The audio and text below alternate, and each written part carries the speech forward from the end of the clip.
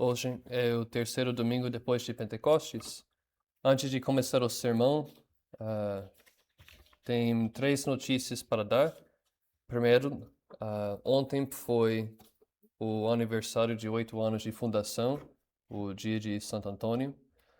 E no dia de Santo Antônio é costume, especialmente aqui no Brasil, de abençoar pães em honra de Santo Antônio. E então o fizemos e temos pães para distribuir depois da missa para os fiéis que eu abençoei ontem. E a outra notícia é que, bem recentemente, conseguimos fechar um contrato de aluguel do novo local de missas em Botucatu. Conseguimos uma capela, na verdade, assim, mais barato, assim, um local assim, mais econômico, mas maior ainda local central. E vamos seguir com atualizações nas redes sociais. Então, se não vir mais nas publicações, nós lançamos o vídeo, mas estou aqui falando para aqueles, ou aqui ou virtualmente, que não ficaram sabendo ainda. Mas só quis avisar rapidamente que vamos mostrar nos próximos dias e semanas as reformas que vamos fazer e as visitas. E daqui a pouco vamos anunciar a data da inauguração. Vamos fazer uma grande festa e convidar todo mundo. Não vai estar pronto agora porque tem que fazer algumas adaptações, mas vai ser muito bom. E a outra notícia, e para aqueles que não ficaram sabendo, também no vídeo que lançamos, é que no final do ano, em dezembro, temos a grande felicidade de podemos anunciar mais ordenações sacerdotais, agora do Frei Pacífico Maria e do Frei Dimas Maria, que vão receber, agora são subdiáconos, então vão receber o subdiaconato e logo depois, vão receber o diaconato e depois o sacerdócio, em dezembro. E também, para nossos filósofos, que vão terminar a filosofia, entrando na teologia, já vão estar prontos para a prima tonsura, que é a primeira etapa na jornada para o sacerdócio também. Então, essas são as notícias por hoje. Agora, a epístola da missa de hoje, do terceiro domingo depois de Pentecostes, é de São Pedro Apóstolo. Caríssimos, humilhai-vos sobre a poderosa mão de Deus, para que ele vos exalte no tempo de sua visita. Confiai-lhe todas as vossas inquietações, porque é ele quem tem cuidado de vós. Sede sóbrios e vigiai, porque vosso adversário, o demônio, como um leão, a rugir, anda ao redor de vós, procurando a quem devorar. Resisti-lhe, firmes na fé, sabendo que as mesmas aflições sofrem os vossos irmãos que estão no mundo. O Deus de toda a graça, que nos chamou no Cristo Jesus à sua eterna glória, depois de houverdes padecido um pouco, vos aperfeiçoará, confirmará e consolidará. A Ele a glória e o império por todos os séculos. Amém. E o Santo Evangelho de hoje, de São Lucas. Naquele tempo, chegando-se a Jesus, os publicanos e os pecadores para ouvi-lo. E os fariseus e os escribas murmuravam e diziam: Este recebe os pecadores e come com eles. Então ele lhes propôs esta parábola, dizendo: Qual é o homem entre vós que, possuindo 100 ovelhas e perdendo uma delas, não deixa no deserto as 99 e não vai procurar a que se desgarrou até achá-la? E achando-a, não a põe sobre os seus ombros com alegria, e vindo para casa não chama os seus amigos e vizinhos, dizendo-lhes: Congratulai-vos comigo, porque já achei a minha ovelha perdida. Assim digo-vos que haverá mais júbilo no céu por um pecador que faça penitência do que por 99 justos que não necessitam de fazer penitência. Ou qual é a mulher que, tendo 10 dracmas e perdendo uma, não acende a candeia, não varre a casa e não procura diligentemente até encontrá-la. E encontrando-a, não chama as suas amigas e vizinhas, dizendo-lhes: Congratulai-vos comigo, porque achei a dracma perdida. Assim digo-vos que haverá júbilo no céu entre os anjos de Deus por um só pecador que faça penitência. Essas são as palavras do Santo Evangelho de hoje. Podem se sentar.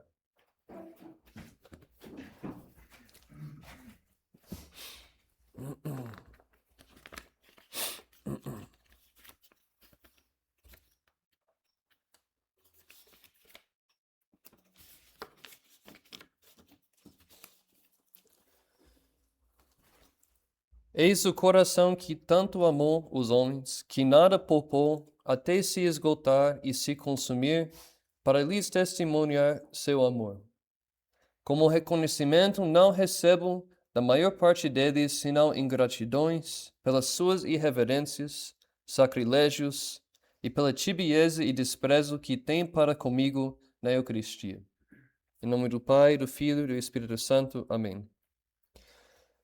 Caríssimos irmãos e fiéis, eis aqui as palavras dolorosas de nosso Redentor Jesus Cristo, que ele dirigiu a Santa Margarita Maria de Alacoque, ao manifestar seu sacratíssimo coração, vulnerado pela ingratidão dos homens, mas mesmo assim ardendo por amor de nós.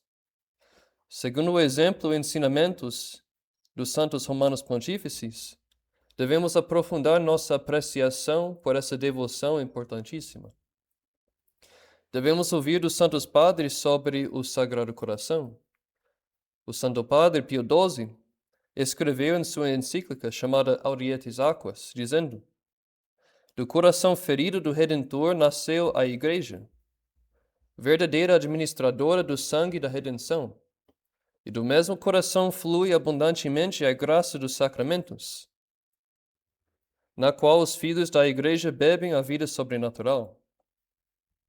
O Papa continua depois dizendo: Em substância, este culto não é outra coisa senão o culto ao amor divino e humano do Verbo encarnado, e também o culto àquele amor com que o Pai e o Espírito Santo amam os homens pecadores. Nosso seráfico Pai, São Francisco, resumiu perfeitamente essa ideia do culto ao amor divino quando clamava com lágrimas, dizendo: O amor não é amado, o amor não é amado. E o que é mais, São Francisco resumia a ideia de reparação ao Sacratíssimo Coração, dizendo: Morra eu por amor de vosso amor, que por amor de meu amor vos dignastes morrer. Ora, a mensagem mais importante de Jesus nessas revelações é seu pedido aos amados discípulos que fizessem reparação ao Sagrado Coração tão vulnerado. Sabemos que o sacrifício perfeitíssimo de Nosso Senhor no Calvário mais abundantemente mereceu para nós o perdão de nossos pecados e a nossa salvação. Cremos fielmente que este sacrifício é renovado em toda a verdadeira missa. Através deste sacrifício, Nosso Senhor realizou um desagravo total à majestade ferida de Deus. Ele abriu os portões do céu para o gênero humano decaído. Porém, Pio XI nos ensina em sua encíclica como deveríamos juntar também nossas orações e reparações ao sacrifício da Santa Missa. Ele diz: a este sacrifício augustíssimo eucarístico deve-se juntar uma oblação tanto dos ministros quanto de todos os fiéis, para que estes também possam se oferecer, os fiéis, como uma hóstia viva, santa, agradável a Deus. Por essa razão, o apóstolo nos admoesta dizendo que, trazendo sempre em nosso corpo os traços da morte de Jesus, e sendo sepultados com Cristo, e tornados o mesmo ser com Ele, por uma morte semelhante à sua, nós devemos não só crucificar nossa carne, com as paixões e concupiscências, fugindo da corrupção que há no mundo pela concupiscência, mas para que também a vida de Jesus se manifeste nos nossos corpos, sendo participantes do seu eterno sacerdócio, devemos oferecer dons e sacrifícios pelos pecados. Ora, quanto mais perfeitamente nossa oblação e sacrifício corresponderem ao sacrifício de nosso Senhor, isto é, quanto mais perfeitamente nós imolamos nosso amor e desejos e crucificamos nossa carne, como aquela crucifixão mística da qual São Paulo fala, tanto mais abundantes frutos receberemos daquela propiciação e expiação para nós mesmos e para os outros. Então, bem como a consagração a Jesus, ao Sagrado Coração, proclama e confirma esta união com Cristo, também a expiação que fazemos inicia aquela mesma união, lavando nossos pecados. E a aperfeiçoa essa união, por participar nos sofrimentos de Cristo, e consuma a união por oferecer vítimas pelos irmãos, como está escrito.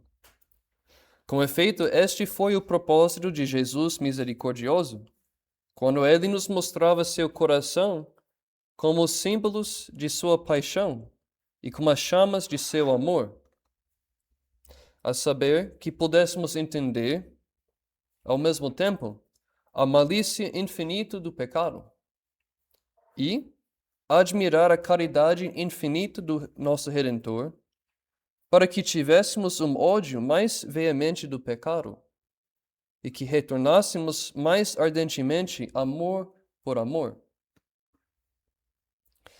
Para nos lavar de nossos pecados, ele então recomendou várias coisas a serem feitas, e em particular como mais agradáveis a ele, a saber que deveríamos nos aproximar do altar para assistir à missa e receber a Santa Comunhão, como propósito de fazer expiação pelos pecados, fazendo o que se chama uma comunhão de reparação. Ele pediu também que fizéssemos súplicas e orações prolongadas por uma hora inteira, que se chama a Hora Santa. Esses exercícios piedosos foram aprovados pela Igreja e enriquecidos com muitas indulgências. Devemos anotar aqui que essa hora santa pode ser realizada mesmo que estejamos longe de uma igreja. De fato, a hora santa pode ser realizada em casa com a família, simplesmente por meio de oferecer uma hora de orações e meditações piedosas, até se ajoelhando em silêncio com a família, tudo por amor a Jesus. E isto recomendo a todos que não tenham a possibilidade de assistir à missa e comungar nas primeiras sextas-feiras para cumprir aquela promessa que Jesus fez aos devotos das primeiras 9 sextas-feiras de a sexta-feira de 9 meses consecutivos. Papa Pio XI trata agora uma pergunta que talvez alguns tenham por serem menos familiarizados com a devoção ao Sagrado Coração. Pois, de fato, há muitos que têm imagens do Sagrado Coração, mas que pouco sabem sobre ele. O Papa pergunta: mas como estes ritos de expiação podem trazer consolo agora, enquanto Cristo já reina na bem-aventurança do céu? Para responder a tal pergunta, podemos usar, ele diz, as palavras de Santo Agostinho: dai-me alguém que ama, e ele entenderá o que digo. Ele diz, o Papa, para qualquer um que tem um grande amor de Deus, se ele considera os evangelhos e medita sobre Cristo, e o vê laborando pelo gênero humano, aflito, sofrendo as agruras, as mais amargas, por nós homens e por nossa salvação, desgatado, com tristeza, com angústia, até ferido por nossas iniquidades, e nos sarando com seus ferimentos, como poderia haver dúvida? Verdadeiramente, ele diz, os pecados dos homens e seus crimes cometidos em toda época da história foram a causa pela qual Cristo foi entregue à morte. E agora mesmo poderiam causar de novo a morte de Cristo, junto com as mesmas dores e tristezas, porque cada pecado grave, em uma maneira, renova a paixão de Nosso Senhor. Como São Paulo diz, os pecadores ofendem a Nosso Senhor. Ele diz, crucificando de novo o Filho de Deus em si mesmos e o expõem à ignomínia. Ora, se a alma de Cristo ficou em uma tristeza mortal, uma tristeza até a morte, ele disse, e se seu corpo suou sangue quando ele considerou o peso inimaginável do pecado, o pecado passado, presente e futuro, no Jardim das Oliveiras, não pode haver dúvida, pois que ele também teve consolo e solácio de nossa reparação prevista, quando apareceu-lhe um anjo do céu no jardim que o confortava, para que seu coração, oprimido com fadiga e angústia, pudesse achar consolo. E agora, inclusive, de maneira maravilhosa e verdadeira, podemos e devemos consolar aquele sacratíssimo coração que está continuamente vulnerado pelos pecados de homens ingratos, porque Cristo ele mesmo reclama que foi abandonado por seus amigos. Como lemos no texto inspirado dos Salmos, esperei que alguém se condoesse de mim, e não houve ninguém. Esperei que alguém me consolasse, e não achei. Podemos acrescentar que essa paixão expiatória de Cristo é renovada de certa forma, continuada e cumprida em seu corpo místico, que é a Igreja. Isso, de fato, Nosso Senhor quis explicar quando ele falou a Saulo, que estava respirando ainda ameaças e morte contra os discípulos do Senhor, como estava escrito, antes de sua conversão para ser São Paulo. Pois Nosso Senhor disse, Saulo, Saulo, por que me persegues? Eu sou Jesus, a quem tu persegues. É certo, então, que Cristo, ainda sofrendo em seu corpo místico, deseja que nós participemos em sua expiação, coisa que também é exigida por nossa união íntima com Ele, pois somos o corpo de Cristo e membros de membro. Tudo que a cabeça sofre, todos os membros sofrem juntos. Ora, quão grande é a necessidade dessa expiação ou reparação, mais especialmente nessa idade moderna, antirreligiosa. Qual grande seria, talvez? Vamos ouvir. É manifesto a todos que olham no mundo e veem o que São João, o evangelista, escreveu. Ele disse, todo o mundo está sob o jugo do espírito maligno. Papa Pio XI continua na encíclica. Agora ele escreveu em 1928, quase 100 anos atrás. Ele já lamentava em sua época o seguinte: bandos de meninos e meninas são arrancados do seio de sua mãe, a Igreja, e são induzidos a renunciar a Cristo, a blasfemar e a tentar os piores crimes de luxúria. Todo o povo cristão, tristemente desanimado e perturbado, está continuamente em perigo de se afastar da fé.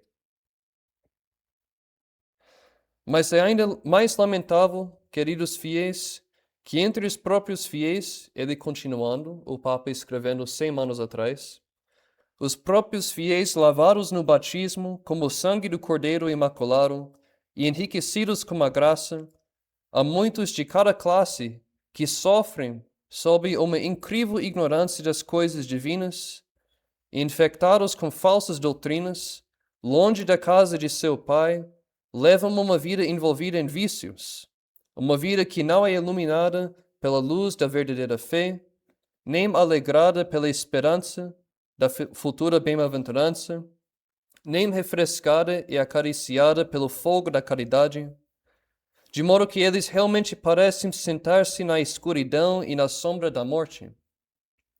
Além disso, entre os fiéis há um descuido cada vez maior da disciplina eclesiástica e das antigas instituições sobre as quais repousa toda a vida cristã, pelas quais a sociedade doméstica é governada e a santidade do matrimônio é salvaguardada. A educação das crianças é completamente negligenciada, ou então é depravada por lisonja, muito indulgente, e a igreja é mesmo roubada do poder de dar aos jovens uma educação cristã. E de novo, eu faço uma pausa nesta citação para lembrar aqui que o Santo Padre estava escrevendo em 1928. Só se pode imaginar o que ele não diria hoje em nossa crise moderna. Mas ele continua: há um triste esquecimento da modéstia cristã, especialmente na vida e no vestuário das mulheres.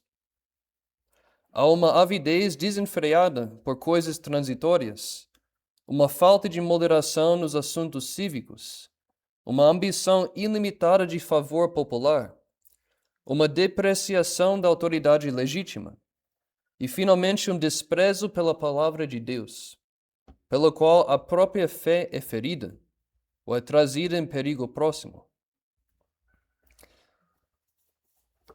Pois, de fato, se os senhores meditarem amorosamente sobre todas essas coisas, ele continua, que tem ouvido agora, e as tiverem profundamente fixas em suas mentes, só pode ser que os senhores se encolherão com horror de todo pecado, como do maior mal. E mais do que isso, que os senhores se submeterão inteiramente à vontade de Deus e se esforçarão por repararem a honra ferida da divina majestade, bem como constantemente orando, como por mortificações voluntárias, suportando pacientemente as aflições que lhes sobrevierem, e por fim passando toda a sua vida neste exercício de expiação, diz o Santo Padre. Mas agora eu digo, caros fiéis, se estamos ansiosos sobre a política, nosso país que está agora sem Deus, o domínio das ideologias liberais, então trabalhemos, para ter o Sagrado Coração em primeiro lugar em nossos corações e em nossos lares, para que Ele possa governar em nossa sociedade. E também devemos nos examinar. Estamos preocupados com o futuro de nossos filhos? Será que serão bem-sucedidos? Será que eles, como tantos outros, perderão a fé? Será que entrarão pela porta estreita? Porque Jesus disse, larga é a porta, e larga é a estrada que leva à destruição, e muitos há que nela entram. Exorta a todos aqui que renovem sua devoção ao Sagrado Coração. Entronizem uma imagem dele em suas casas.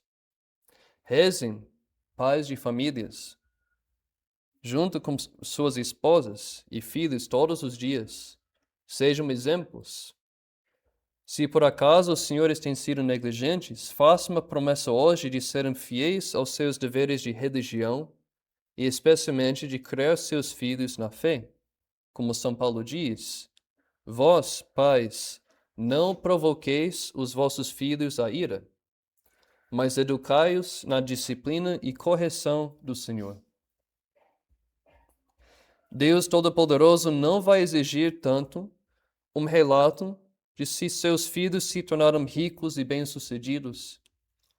Mas ai dos pais que vão ao seu juízo, tendo negligenciado seriamente ensinar e corrigir seus filhos, que não deram bom exemplo, que os deixaram manter más companhias, que não viram e vigiaram se seus amigos estavam os afastando de Cristo, que não os protegeu das outras ocasiões de pecado, especialmente as da internet e de televisão.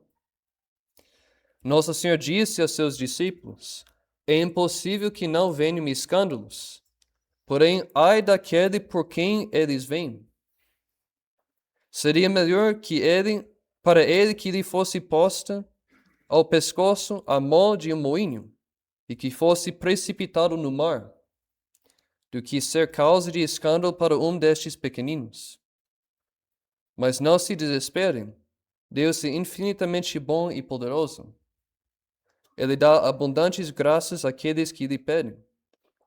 Portanto, exorto a todos aqui a responderem à chamada do Sagrado Coração e viverem uma vida de oração, penitência e bom exemplo.